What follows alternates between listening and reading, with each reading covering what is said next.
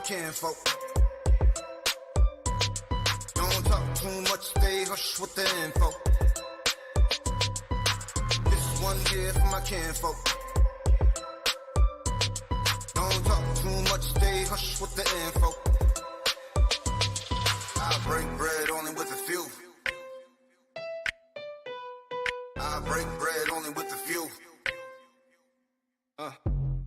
I'm a product of a city where the money don't sleep. 4-7. Get bread, get cheese, my feet don't move if the money don't speak. Throw the peace, keep the cold, keep the cold, keep the cold in the street.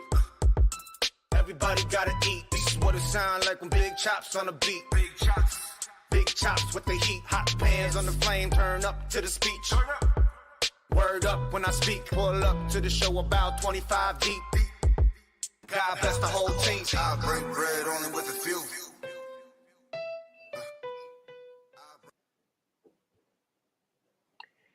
Good evening.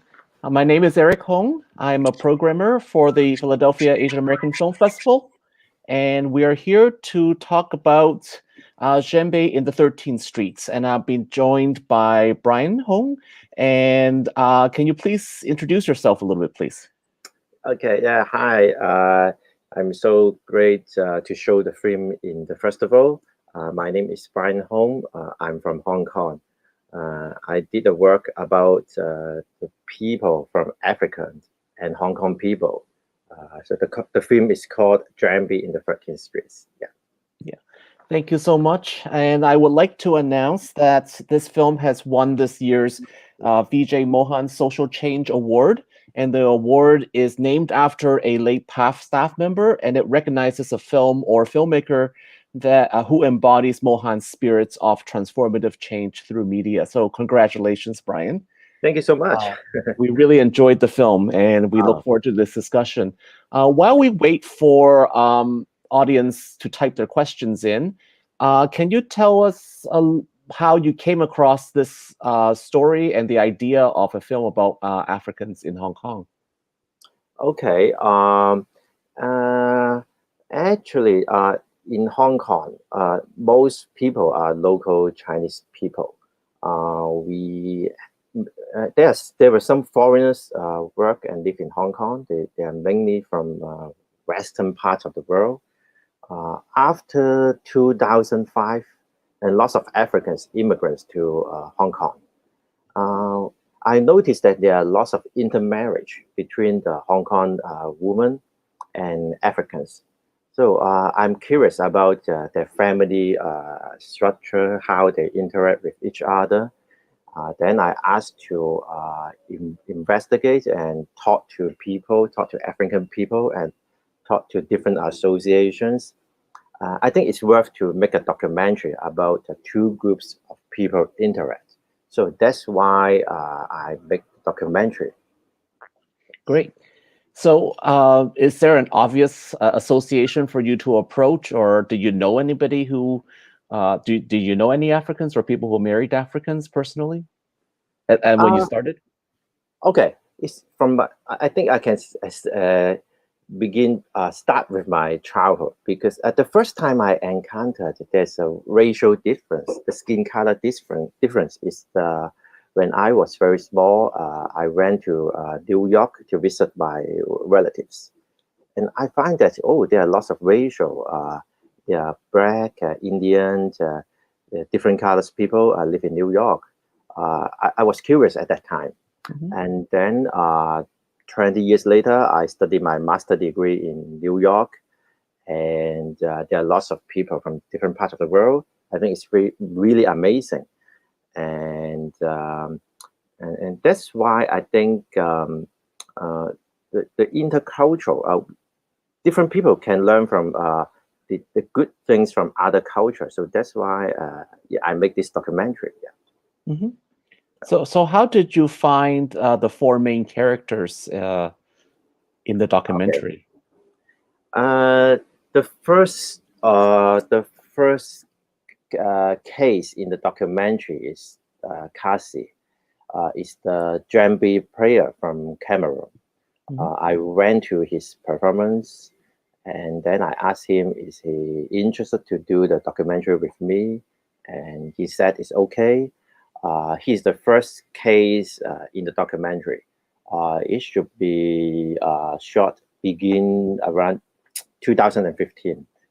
And then the second case I approach is the Camy, the lady who married with the Africans. I think she's quite positive about the shooting because she wants to let Hong Kong people know about the marriage between Hong Kong women and Africans. She thinks most people is not quite positive about their relationship. So that's why she wants to express, she wants to let people know the truth through the documentary. So Camy is the second character. And then the third case, the Kaze, the girl who go to Tanzania. She's very she knows Swahili well, and she likes African culture. And I met her through actually through her mother, which is who is a professor in a university in Hong Kong. Okay. So and then I'm very interested to shoot in African, and I follow her to Tanzania. And the one interesting thing is that the African place which she goes, there are lots of Hong Kong secondhand motorcycle, such as the public transport, the wet van. So I think it's very good connections to let audience know the very tiny, very small relationship between Hong Kong and Africa. Okay, and the other case, Szeto, the lady who has the two daughter, I met her through Camy. So this has become the main character in the documentary. Yeah. Great. And it's interesting that you tell me that Camy wanted to show you how great her marriage is, because she doesn't sound so positive about it, at least at the beginning of the film, right? Yeah, it's interesting. Yeah, he thinks marriage is meaningless, right? Right. Yeah, that's true. Yeah, Camy. She thinks African guys is very gentleman for her. Okay. Because she lives in Wan Toi San, a area which composed of lots of ethnic minority in Hong Kong, and she needs help, and then Africans always help her to finish different tasks at home. So yeah, so she thinks African is reliable for her. Great. I don't see any questions yet. Can you maybe, for those who have never been to Hong Kong, describe the 13th Streets area?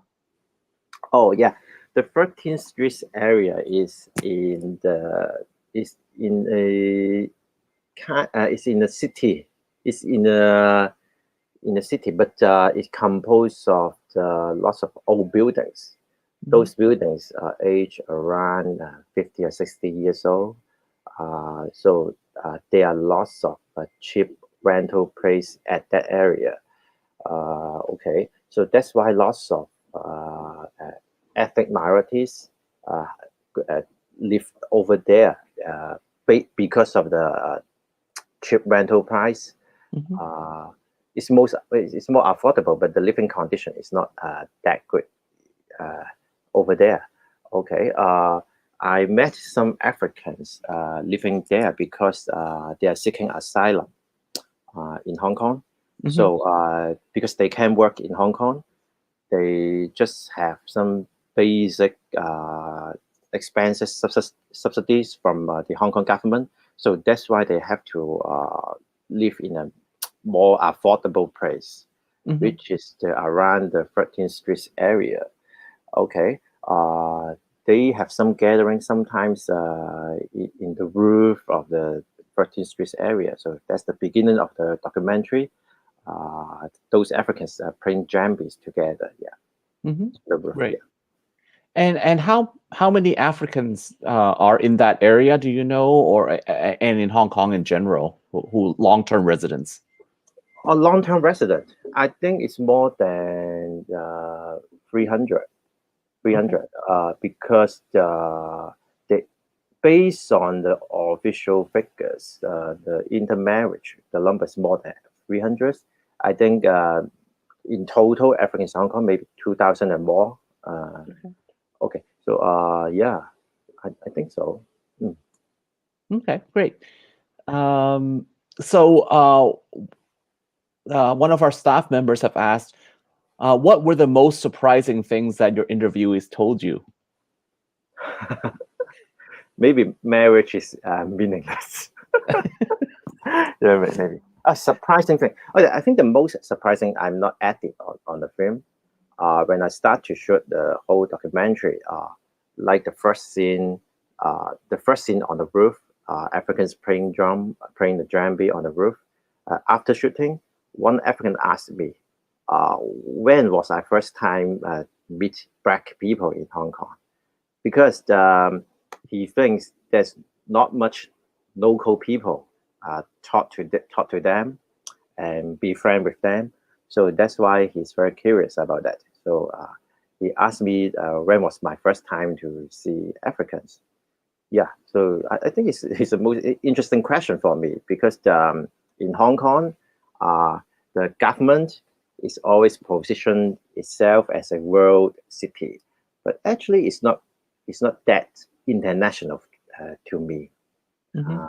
They just think the international is quite, it's quite Western side. They Mhm. don't mention or pay attention to other side of the world. So Okay. that's one of the goal to make this documentary. Yeah. So what was your answer to him when he asked you when did you first meet your first black person? I think I forgot the answer, but I guess kind of long time ago, yeah. Okay. Maybe kind of like an answer like that. Yeah. Okay. Great. So we have an audience question. Selena, can you put that up? Thank you. Other than the relationships that you observed in the film and their practices or traditions in Hong Kong that have been influenced by African culture, are there practices or traditions in Hong Kong that have been influenced by African culture?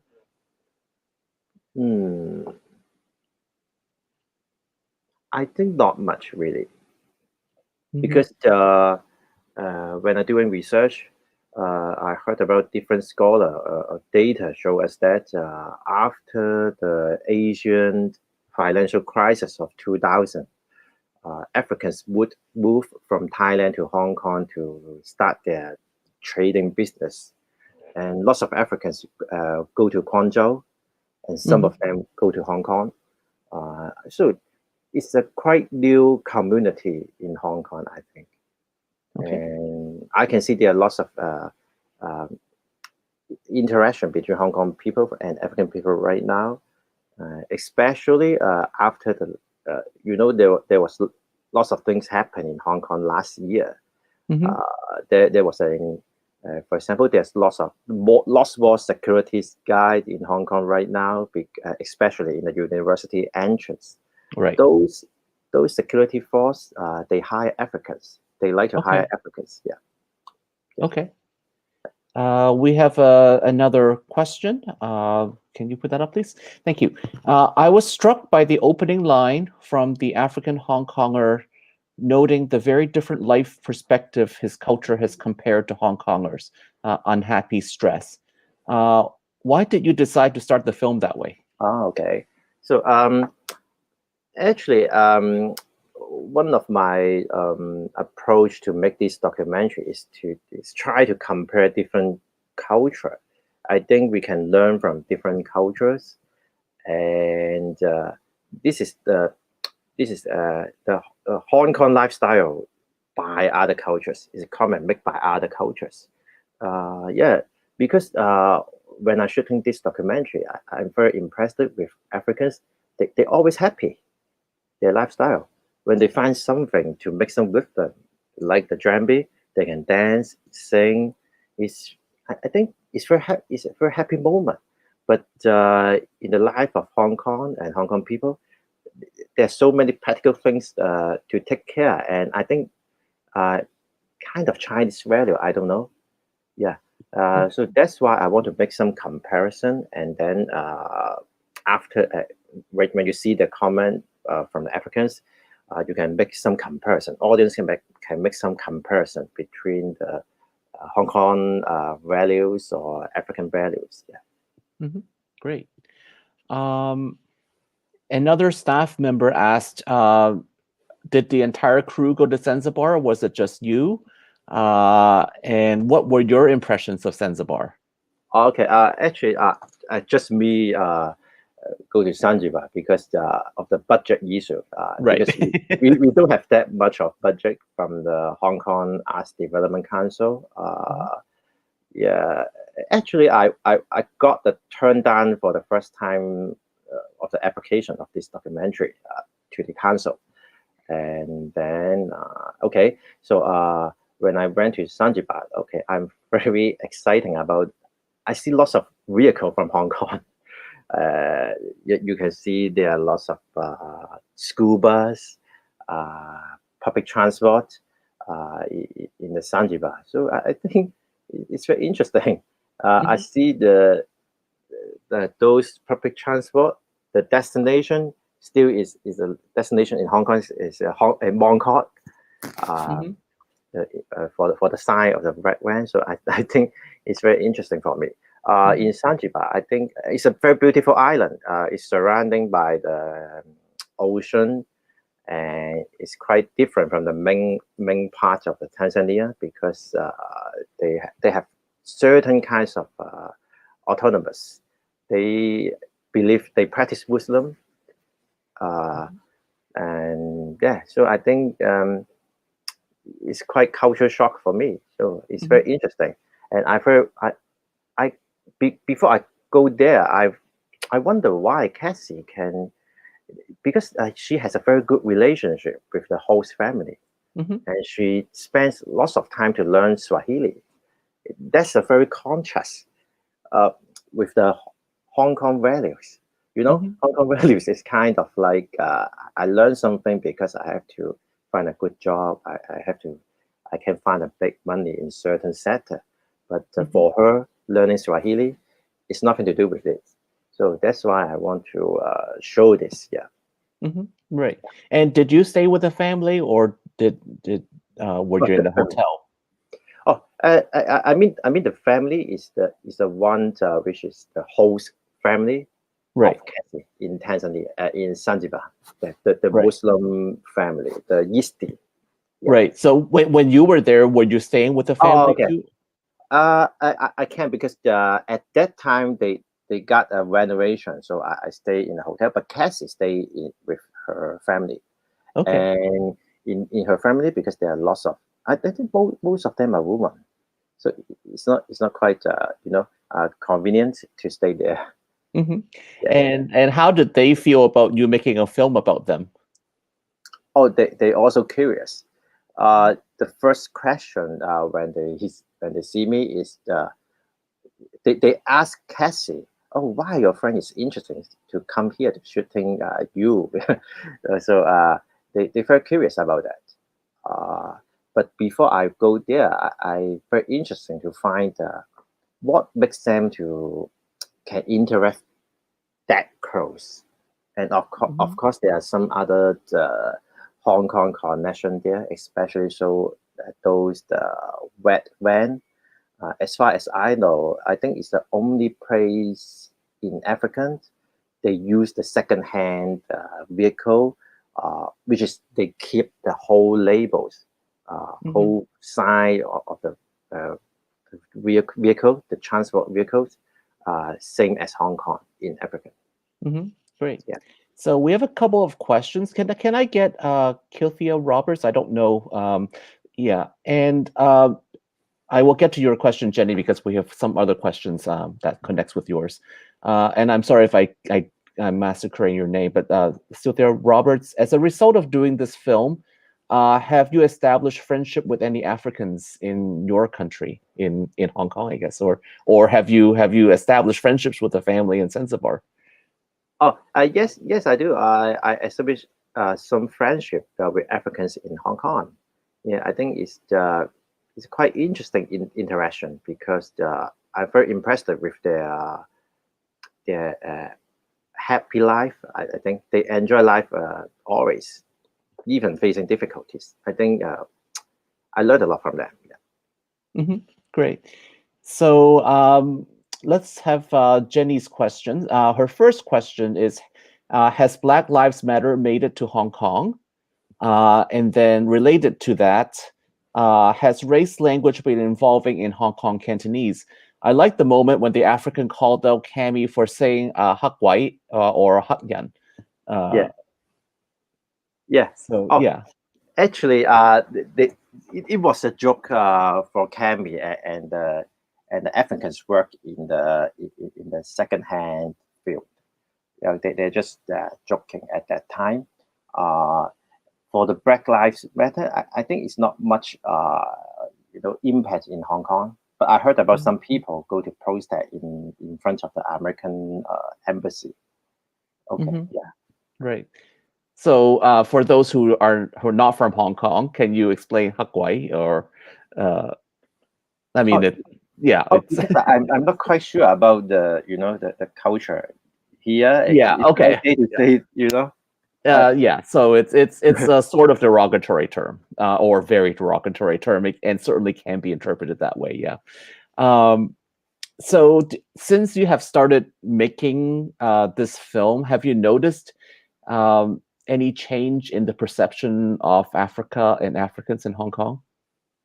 Yeah, I think it's more common right now because you can see different African people in Hong Kong, especially the marriage between the Hong Kong women and Africans. So I think it's more common compared with 5 years ago. Yeah. And do you think the general population's perceptions have become more positive? I know that Camy's association, I don't know if she runs it or not, but the group that she's involved with is trying to improve the image of Africans. Do you think that has had any effect, or are there other things that are helping to improve the image of Africans in Hong Kong? Yeah, I think it's improved that because for Camy, her association is keep running, and I heard about she got some support from the government recently. They have a venue for them to run the associations, and you see at the end part there's different scholar and social worker help them to organize the associations. So I think it's I think the general public is more positive to us about the Africans in Hong Kong right now. Yeah. Are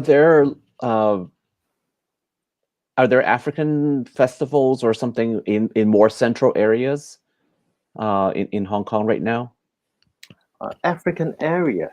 Or like in central or in Tsim Sha Tsui, like not in the area where they live, but it's sort of like in the big cultural centers. Are there African festivals and things like that right now? Not yet because the virus. Yeah. And for the area in Hong Kong, in the central area, which they hand out usually is the Chongqing Mansion. I think lots of Africans, Indians, Pakistan, different culture peoples. Yeah, went there. Okay, to hand out. They do business there. But for the daily living in Hong Kong, I think the county, the rural area of Hong Kong, they like to live there more. I think that the community is very established, very built up over there. So that's why they like to live in there, I think. Right. Yeah. So we have a couple more questions. Selena, can you put up the first, the first, and then was there any reaction to the murder of George Floyd in Hong Kong? And also the second question, are there any African women in Hong Kong living long-term or seeking asylum? For the first question, I think just based on my observation, I think the Hong Kong people is also have some comments about the way of the police, enforce the law, because we had kind of similar experience in last years. For the second question is what? Sorry, can you put that again? Are there any African women in Hong Kong? Oh yeah, yeah. there are some African women, but it's not compared with African men. It's not that much. Yeah. Mm-hmm. And are they coming from a specific area in Africa, or is there a specific event that led to them seeking asylum? Okay, I heard about it's come from West African, like Nigeria. Actually, most of the Africans in Hong Kong are Nigerians. Okay. Yeah, mainly it's Nigeria. They come from Hong Kong because of their. I heard about it's a religion issue, so that's why they're seeking asylum in Hong Kong. Okay, great. And we have a staff question. Can you tell us how the four main what the four main characters are now doing, and how are they doing? And have recent events in Hong Kong changed their lives in any way? Yeah. Okay, so the four main character Kaze is keep living in Hong Kong and performing Djembe, and actually they're basically the same. I guess it's not much difference. Camy is also trading with African and running this association. Szeto is also trading with African, but I heard about their business have some impact because of the virus. Right. And for Kaze, she keep teach ceramic, and she also go back to Zanzibar once a year. Because she bought a flat, as you see. It's quite affordable. The flat which she bought is about $7,000 US. Sorry, 70,000. Okay. It's affordable. Yeah. Right. Okay. Right. For this year, yes, we changed a lot because I think especially from people expressing their view. It's more single view right now because after the national security law, there are a lot much opposed opinion can be expressed, especially those who very radical against the government. So it's more single view right now. Right. Yeah. And has that affected your filmmaking or teaching in any way? Because I'm mainly concerned about the intercultural issue. For me, it's not that much influence for me right now. But some of my friends, they make more political one. So they have to change their way. Yeah. So we have a couple minutes left. Are there things you want to say about the film that you want to leave us with? I want to say I really appreciate the festival to show my film. Yeah, really, because I think you are the festival is concerned about this issue. So I really feel happy about this. So it's my great pleasure, and I hope you like the film. I hope the audience like the film, and come to Hong Kong sometimes. That's I want to say, and I also want to say I really learned a lot from different cultures, especially Africans. Yeah, because I think that the way of living is a very it set a good example for Hong Kong people, because Hong Kong people think too much about how much they earn, when to buy a property, those kind of things. But yeah, I think we should live in a more relaxed and happy way to be. Okay, great. Thank you so much for joining us. Once again, congratulations on the VJ Mohan Award. And we really did enjoy the film, which is why you have the award. And yeah, best of luck in your next projects. Thank you so much. Thank you. Thank you. Yeah, bye. Bye. Bye-bye. You say this kill black and brown, and when will you talk about class in this story? The rest is allegory. Come together, unionize, see it through each other's eyes. No need to fight over supplies while workers save lives. They need protection too. What we gonna do? Organize our way through. And for those behind bars, we must fight hard. Global pandemic, endemic, systemic. No equality, no quality of life.